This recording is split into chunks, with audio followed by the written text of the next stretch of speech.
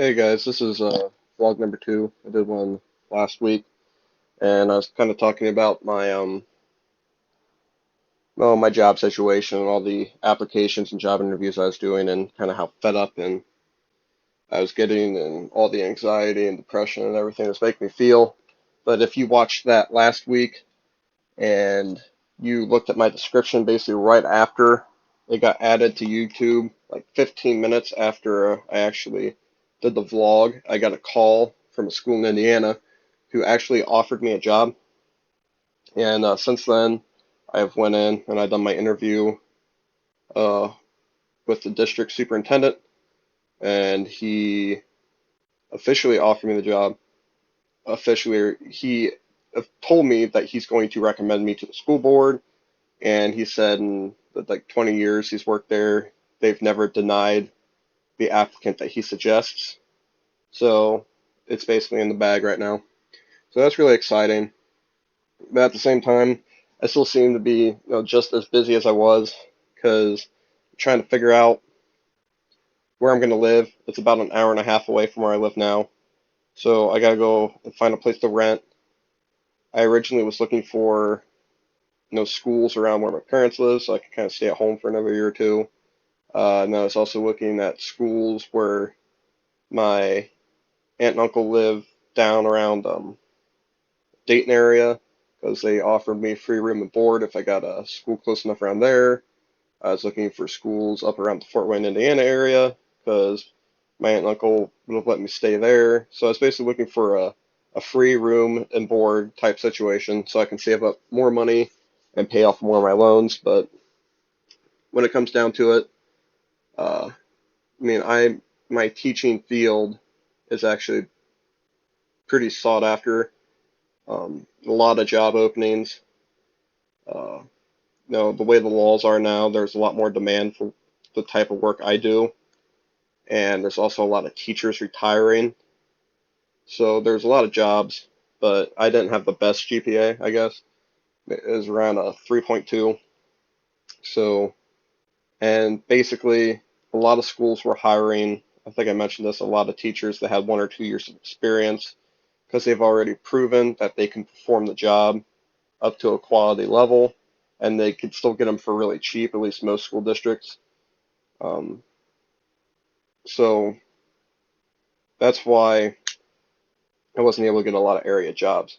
So, because most of the jobs in the area, it's you get a you get like a few $100s raise after your first year, and it kind of goes like that. So after you've worked 3 years, you might get gotten like a $1,500 raise.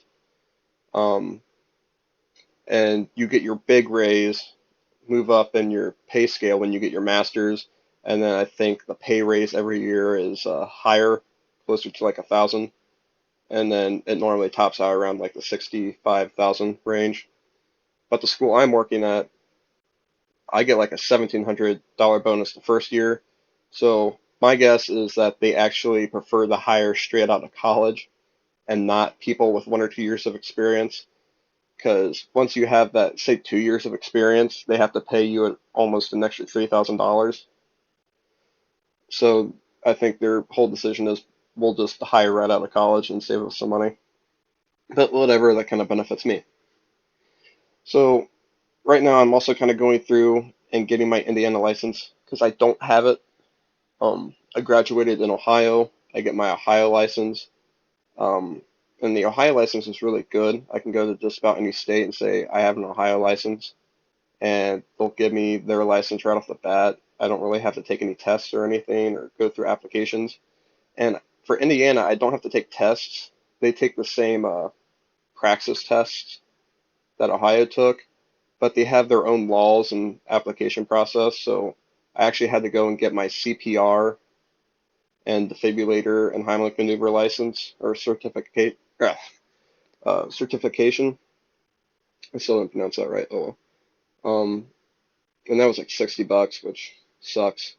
And then it's like $70 for my actual application to get my license because they have to review all my credentials, make sure I'm worthy for an Indiana license, even though they go off every single thing that Ohio does.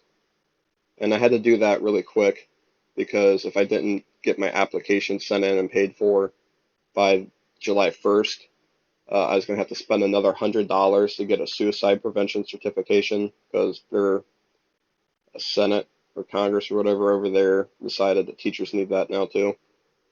But I got everything in, so I won't have to worry about that. But that all costs a pretty penny. And now I'm kind of deciding I want to. I'm trying to get a few coaching gigs over there, help make a little bit more money so I can pay off a little bit more of my student loans and get them paid off sooner. But I don't really know how that's going to work out yet. I haven't really talked to any of the coaches. But I really want to get that down because that kind of decides when I move and when I quit working my delivery job, all that stuff. And like the first month I'm going to live there, it's really going to be down to the wire, money wise. Um, right now, I'm at the moment my best bet is living in like a subsidized apartment unit that's like 525 with utilities paid, but which I guess it's not that bad because it's only like a mile away from the school I teach, and so I can ride my bike in every day. I'd only have to drive 16 miles round trip if I wanted to go to Walmart or something and get groceries, and I could buy enough groceries so I don't only have to go like once every 2 weeks or something like that. So that's not a problem. But their security deposit's almost the same as 1 month's rent, so it'd be close to $1,000 for my first month, and right now I have like $200 in my bank account. So if I work, I think I have about 3 paychecks coming, which I've been averaging around $350, so I should have enough. But with groceries and everything, it's going to be like right down to the wire for when I get till I get my first paycheck. It really is just like I feel like my first few paychecks are just be like that, like I just made it. Um, but I guess that's in the future, and I shouldn't really be worrying about it that much right now. And I basically already decided that I'm going to be donating plasma at least for the first month I'm there, because that'll be like an extra $200 in my pocket, which will basically pay for all my groceries and what gas I have to use, and that should give me a lot more breathing room. But I also feel bad because I want to put more money into this channel. I mean, I like doing the supremacy videos I've been doing because I enjoy the game and I kind of enjoy talking about it. And well, I do. I know there's not a huge market and people don't really care about the game, but I do. But I also want to get into recording some game sessions I do with my friends on my PlayStation or the few times I play computer games on my laptop. I need to get an external recorder for both those because my Bandicam doesn't work well when I'm playing. Basically, the Bandicam makes my game really choppy and doesn't give me good quality video, and it's just trash, so I don't bother. If I get an external recorder that just kind of pumps it through the recorder and then sends it back and stores it on my laptop, that would erase the problem. But I don't want to go and buy it if my first month of living away from home is going to be like paycheck to pay. Like I need to count out every single cent I have, make sure it works.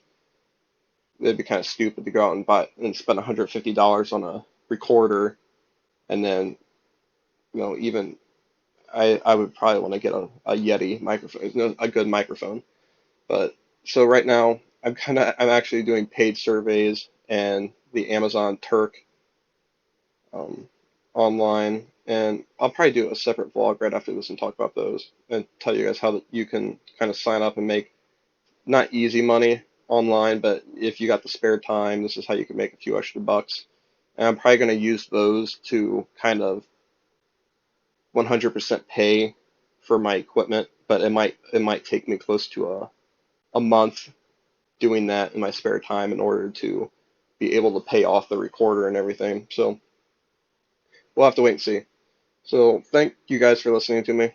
Um, like I said, I'll probably do a video real quick about Amazon Turk and paid surveys, but I might do a vlog later in the future when I get everything figured out. And I hope you guys have a nice day.